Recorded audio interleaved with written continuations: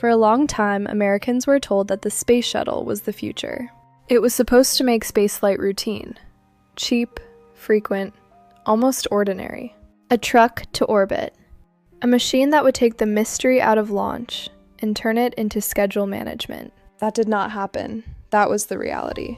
The space shuttle program ended because it was too expensive, too dangerous, too complicated, and too old to keep pretending it was the future.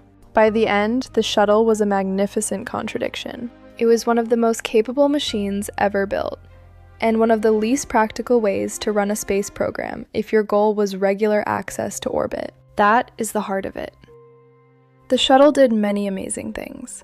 It launched satellites, carried laboratories into orbit, helped build the International Space Station, and put on a show every time it flew.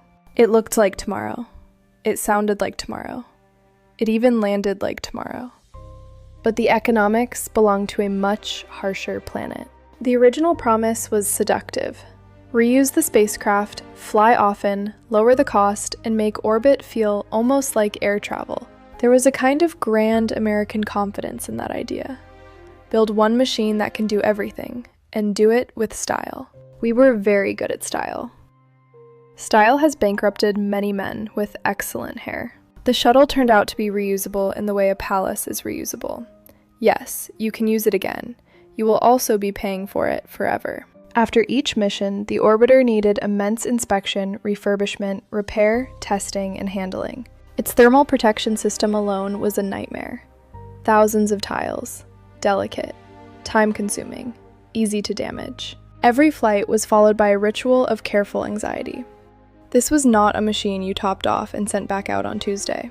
The external tank was thrown away every launch, so even the reusability story was partial. The shuttle was reusable in the same way a silver tea set is reusable after a house fire, provided enough experts arrive with gloves. And that was only the money problem.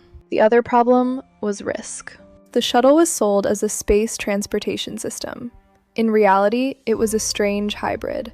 It carried humans and cargo together in one stack. That sounds efficient, until something goes wrong.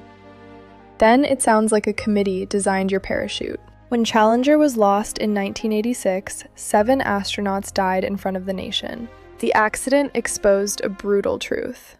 The shuttle was not routine. It was not airline-like. It was a high-risk machine wrapped in the language of normal operations. That mismatch was deadly. NASA had drifted into treating an experimental and inherently dangerous system as though it were a dependable workhorse. Bureaucracies are very good at turning danger into paperwork. After Challenger, the shuttle kept flying because there was too much national investment, too much prestige, and too little willingness to walk away. It returned to flight. It completed major missions. It remained central to American human spaceflight. It even became beloved. Americans do love a noble survivor. Then Columbia broke apart during re-entry in 2003, and another 7 astronauts were gone. That second disaster made the central problem impossible to ignore. The shuttle was not failing because of one unlucky bolt here or a bit of foam there. It was failing because of what it was. Its design married crew safety to a launch architecture that exposed the orbiter to debris, ascent damage, and punishing re-entry conditions. The shuttle could be improved. It could not be made simple. And it certainly could not be made cheap. After Columbia, the political patience holding the program together began to thin out. Leaders had to ask a blunt question. Are we going to keep flying this machine because it is the best path forward? Or because we are emotionally attached to it and have built our whole human spaceflight culture around it? That is a cruel question. It is also the sort that arrives with the bill. By the 2000s, the shuttle fleet was aging. The orbiters themselves were old. The ground infrastructure was old. The workforce supporting them was enormous. Every launch required a vast industrial and bureaucratic effort. This was not a sleek highway to space. It was a traveling cathedral of maintenance. And here's the part people often miss. The shuttle was not ended because it was useless. It was ended because it was too useful in too narrow a way. It was excellent for certain jobs, especially heavy on-orbit construction and crewed servicing missions. It helped deploy and repair the Hubble Space Telescope. It played a major role in assembling the International Space Station. For those missions, it was extraordinary. But once the station was largely assembled, the shuttle's unique strengths no longer justified its immense cost and risk. If you no longer need a flying machine shop with a giant payload bay and robotic arm for regular station construction, then what exactly are you paying for? Prestige? Nostalgia? Good camera angles?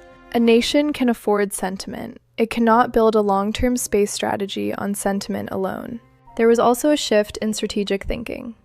After Columbia, President George W. Bush announced a new direction for NASA in 2004. The idea was to retire the shuttle after finishing the space station and move toward new systems aimed at deeper space exploration. The shuttle, for all its grandeur, was stuck in low Earth orbit. It never became the opening act for a broad spacefaring age. It became the centerpiece of a very costly loop. Launch to orbit, do work in orbit, come home. Repeat, with long pauses and large invoices. NASA needed something else. Or at least it believed it did. So the plan became, finish the station, retire the shuttle, and develop new vehicles. That was easier to say than to do, of course. American space policy often has the energy of a man confidently striding into a wall because the memo sounded splendid. The shuttle flew its final mission in 2011. Atlantis landed, and that was the end of the program. Now, some people hear that and conclude the shuttle was a failure. That is too simple. The shuttle was a technical marvel. It inspired generations. It did work in orbit that no earlier spacecraft could have done in the same way. It helped define an era of American spaceflight. Children saw it launch and thought the future had arrived, wearing wings. But a machine can be amazing and still be the wrong basis for a lasting system. That is the real lesson. Grandeur is not the same as good design for long-term use. Sometimes a civilization builds a heroic object that teaches it what not to build next. The shuttle tried to do too much in one vehicle. It tried to carry crew, cargo, satellites, laboratories, and national ambition all at once. It asked for routine operations from a machine born of compromise. Military demands shaped it. Political demands shaped it. Budget demands shaped it. Engineering ambition shaped it. The result was extraordinary, but also fragile in its own way. It was a swan hitched to a tax form. In the end, the space shuttle program ended because the United States could no longer honestly claim that this was the road to a durable future in space. It was too costly to fly often, too dangerous to treat casually, too maintenance-heavy to become ordinary, and too bound to an earlier vision of spaceflight to lead the next chapter. That does not make the shuttle small. If anything, it makes it more tragic and more majestic. It was a machine of high greatness and high contradiction. It carried astronauts into orbit on towers of fire, then returned to Earth like a glider. It looked graceful while demanding an army. It promised the common traffic of space and delivered instead rare and astonishing voyages. That is why it ended. The shuttle was built as the bridge to the future. Over time, it became clear that it was the monument to a future that never quite arrived.